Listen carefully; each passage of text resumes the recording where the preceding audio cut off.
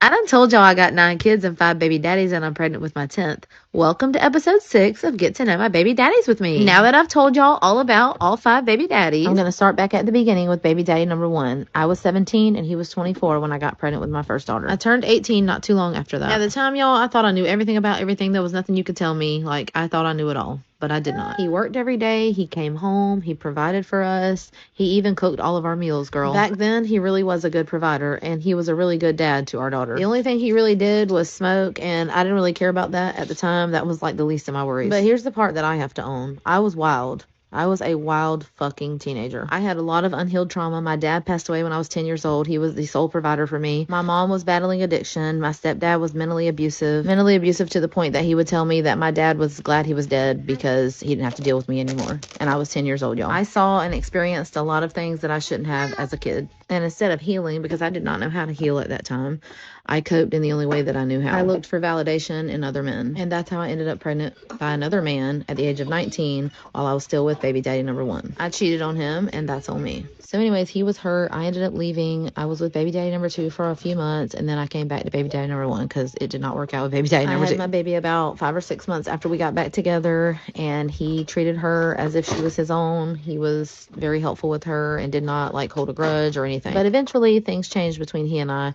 And a lot of that's my fault because, like I said, I was wild. I was still wild. Did not know how to handle my emotions back then. Sometimes I still don't, y'all, but I've gotten a lot better over the years. But our arguments were bad. They turned into him throwing things at me, pushing and shoving, and then eventually literally punching me in my face and almost breaking my nose. And that's when I realized 2 things can be true at once. Even though he was a good provider and a good dad to our daughter, he and I were just completely wrong for each other in that point in time. I was not being fair to him, and he was not being fair to me, and we just You know, I appreciate her transparency and her vulnerability, but continuing to find out that you're not right for somebody after you've already had kids is wild, in my opinion. Let's take a quick inventory real quick, right? She said right now she has 9 kids with 5 babies' fathers, but she's pregnant with the 10th one, and the title of the video was 10 kids with 6 baby fathers. So what that means is that a new man has entered the situation when she had 9 kids with 5 baby fathers, and he decided he was going to be the 6th. Hopefully the final, but the 10th and the 6th, no less. I guess if you were trying to be lucky, you would want to be the 10th and the 5th baby father. I think that would be a more lucky number, or but I digress. But it's some things I want to say, but we're just gonna finish out the clip, and then I'll give my commentary, and we'll get on to the next clips. But if you guys could like the video, I greatly appreciate it. Only takes a second, and it actually does help out tremendously.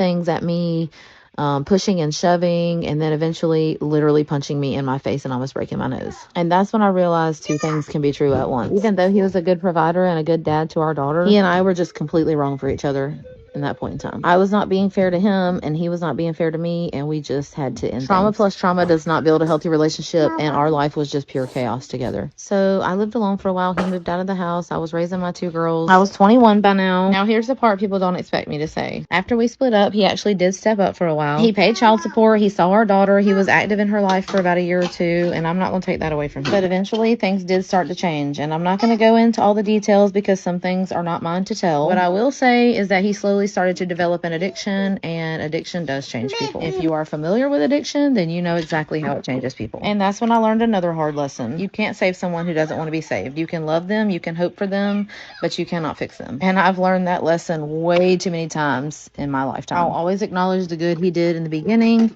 but I had to protect my peace and my kids at the time. At the end of the day, he did give me my first daughter, and she is one of the greatest blessings of my entire life. So no matter what happened between us, I will never and can never regret that chapter of my life. Every mistake, every heartbreak, every lesson built me into the strong woman and mother that I am today. And that was just baby daddy number 1, y'all. Growth isn't pretty, but it is real. So make sure you hit that follow button and follow along for episode 7, where I tell you all about my life with baby daddy number 2. Thank you all so much from the bottom.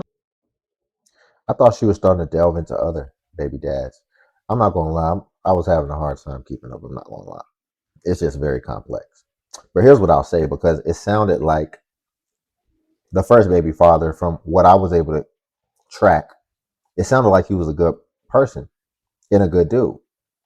And initially, it sounded like basically she was saying that she was the problem and that she cheated on him with the next baby dad. I did hear her bring up the second baby father. I could have swore I did. So ultimately, what I'm saying is, it sounds like that's really where it should have started and where it should have ended. It sounded like he would have been just fine as, of them being a family and closing that chapter right there. But it didn't. Something in her wanted to branch out. And like she said, she was wild. And it's funny, right? Because we understand the dynamic of the relationship when you get done wrong, right? Like her first baby dad, it appears she did him wrong. And we know that that comes with its fair share of trials and trauma. And it's hard to get over. It's very difficult. Sometimes it breaks people and they're never able to come back the same. But another thing that can break people, what we don't really talk about, which I think is actually worse, is when you actually have a good person and you're the problem and you lose that person, and then you have to live with that and you can never go back. I think that's worse, and I feel like that's something that we never really talk about. When you actually had a good person, right? Somebody who was a good person, and for whatever reason, maybe you effed it up, or maybe you just decided I could do better, or this just isn't for me for whatever reason, and then you come back later and you realize that, dang, that was actually a really good situation. I think that could have sustained, but you don't no longer have the option to spin the block and go back. I think that can be very difficult as well, and people don't really address that. We really just address when we get done dirty. And I think a lot of times, like some people who bounce back when they're done wrong, they actually come back even stronger. It can actually give you a lot of energy, to be able to make a lot of different improvements, in your life, and to be able to elevate yourself to the next level. I think that a woman that has multiple baby daddies is a walking red flag. If you have one man that you have kids by, I think that's acceptable. Okay. I'm like, okay, you were young once, you fell in love, whatever. Yeah, but at 35, I can understand that. At 30, at 28, for you to have multiple kids point, by multiple different men and the kids are young is crazy. Oh no, that's crazy.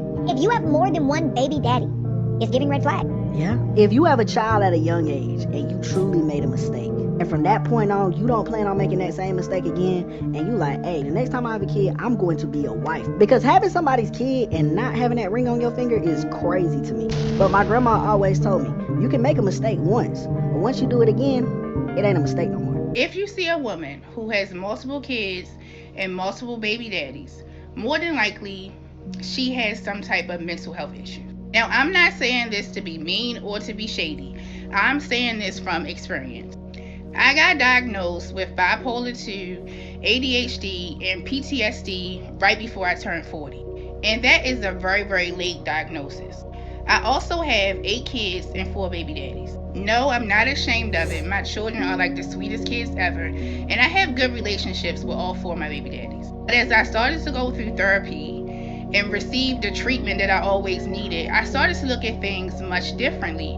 And I realized that I would have made several different choices in my life if I would have known that I was dealing with these mental health issues. A lot of women in low income areas have mental health issues and they go their whole lives without being diagnosed. I'm 44 and I had no idea that mania can send your libido through the roof. I also had no idea that ADHD, especially in women, can completely screw up your executive functioning. Meaning that when people say, oh, you didn't see the red flags, or oh, you didn't think at one kid to stop, and no, I did not. And they do several studies. Boy, I tell you, man, I'm gonna be honest. Some of y'all ladies be looking for any way to dodge accountability. I tell you, man, maybe it played a small part, but I like how the first woman was being vulnerable and being honest. Just say you was out here having a good time. You was doing whatever you wanted. and you wasn't thinking about consequences. Maybe that's a part of the disability where you can't necessarily vet the consequences as effectively as you can, and you're just so impulsive and focused on the present moment and the present passion. Listen, let's get back into it. But let's finish out her thoughts. But I listen, you got to take some type of response. You're not going to put all the responsibility of you having 8 kids by 4 men strictly on just these disabilities that a lot of people say that they have, or are diagnosed with. On things like this. They know that women in low income areas usually struggle with these different types of health issues. They know that more than likely they will have a lot of children, and people will be like, oh, you got all these kids, but you living in poverty. Like, how can you afford to take care of the kids? And a lot of times, these women need some mental health treatment. They're running around recklessly, making all these irresponsible decisions, getting in relationships with men who also probably have some mental health issues, and then it is just a cycle of generational curses that repeat themselves. I see women get on this app every day. Now, I'm not a doctor, but I could look at them and see some of their mental health issues. Like when I look at Peach McIntyre, even though she only has one baby daddy, which is now her husband, her having 9 kids, I could look at her and see when she's manic. I can look at E. Kane and I can see her struggles. I can see these struggles in these women because I know what they look like because I have experienced them. People can be extremely cruel to single mothers, especially when they get on the app and they start talking about their lives. And I just feel like it's not enough awareness being brought to the fact that a lot of women become single mothers because of poor mental health issues. And it's not that they are stupid or they are bad people, but they just have a really hard time making smart and rational decisions. Now, what I would love to do is use my platform to bring awareness to this. If I could pretty much reach out to at least one young lady before she continues on having kids or even have her first kid, to first look into her mental health if she's struggling to get out of relationships, if she's constantly picking the wrong type of dude, if she's putting her relationship before her goals and her dreams or her Hmm. education. When you see a young lady making these types of decisions, something is wrong. Like, those type of decisions aren't really normal, without. Here's the thing, though. Here's the thing. If you're going to chalk it up to mental health, I think you can make that case on the guy's side, right? Because based off what I see, there's far fewer men out here with kids in general.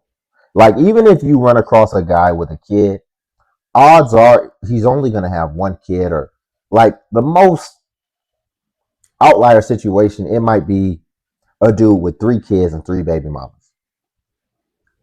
That's pretty much as out of pocket as it gets, unless you're really just going to get into like the minimal percentages where it's a super outlier case of a dude with 18 kids and all this type of stuff.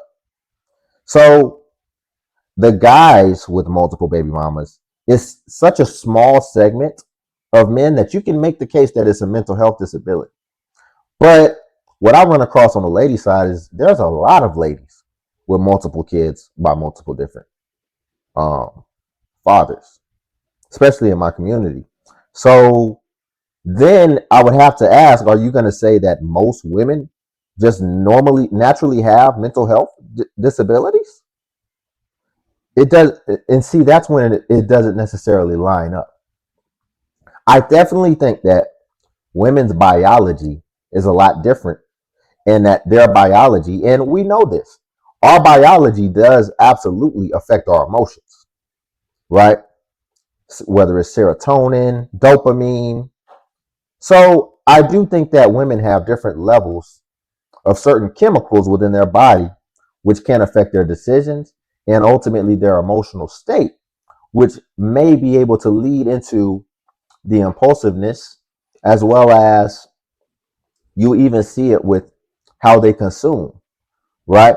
The impulsiveness of consuming and being short sighted with their affairs as well, and not thinking more on a long-term scale.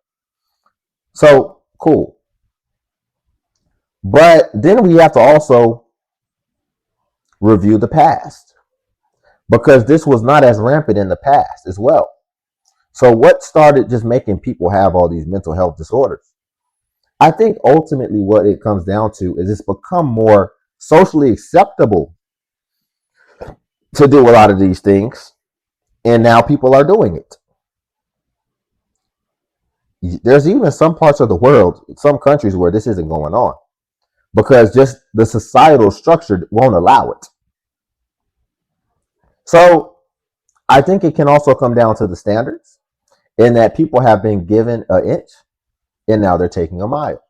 I think that can also be something that attributes to it, as well as when you set up a system where people can have kids and make impulsive decisions and long-term decisions, but then get saved by it, and actually have a system that will say, have as many kids as you want.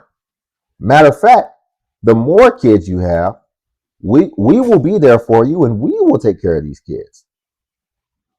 I think that can also contribute it, because we know that in the eyes of the law, the men are going to be held accountable. Absolutely.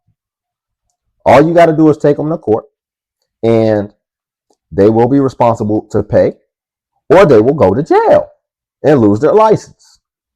However, on the other side, women will have a lot of access to a lot of benefits and a lot of help.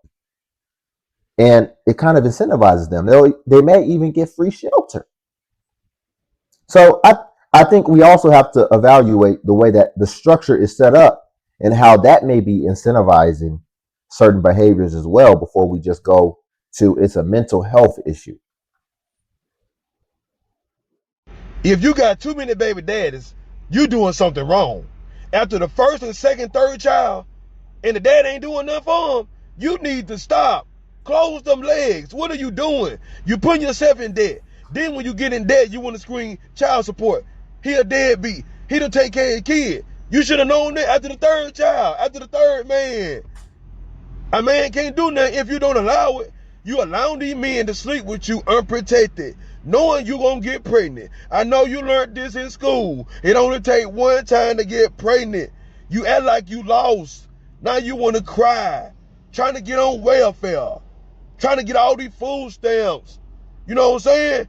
Keep your legs closed. You gotta have common sense. Don't get mad at me. The truth hurt. You let that man do what he want to do to your body, and then when you want to take care of them kids, he ain't there. You gotta learn your lesson. I'm gonna tell you, I'm just saying now. If you got too Yeah. But here's what I will say too. There are some guys out here who they look at this as like a territorial thing, right? There's some dudes that absolutely maliciously get women pregnant, intentionally and maliciously. And the idea is they're doing it kind of as a territorial thing, especially the more attractive the woman is. For some reason, the more that man wants to tie himself to that woman and basically plant his roots. That is definitely a thing. And I think that's also, now that's some mental health stuff right there. Because you're going to mess up your life. You're not going to think about, because if you feel like you have to do that, then in order to keep a woman, or basically keep some type of pull on a woman, then you kind of know subconsciously that if everything left on its own, like, she's not going to be there. So to still do that, knowing what you will be responsible for after the fact, and how this can affect you, and how this can basically remove a lot of control and a lot of sovereignty on your own life, I think that's crazy. And that's why it's hard to feel bad, especially for fellas, when you just don't do the right thing. But obviously there's a lot more options for women as far as how they can protect themselves. As far as fellas, there's only like one or two ways that we can protect ourselves. But I feel like women have a lot, especially a lot less invasive ways to protect themselves. But we'll leave it there for today. If you could like the video, I greatly appreciate it. Only takes a second and it actually does help out tremendously. Also, if you could hype the video. Hype is a new feature that YouTube offers where it helps smaller content creators like myself. And basically, when you hype, it actually pushes us to the extent that it pushes the larger content creators. So you just press the hype button and then it shows you the points. And since I am a smaller content creator, we actually get more points. And then also Patreon's link below if you want to see self-improvement content. But until then, I'll catch you in the next video.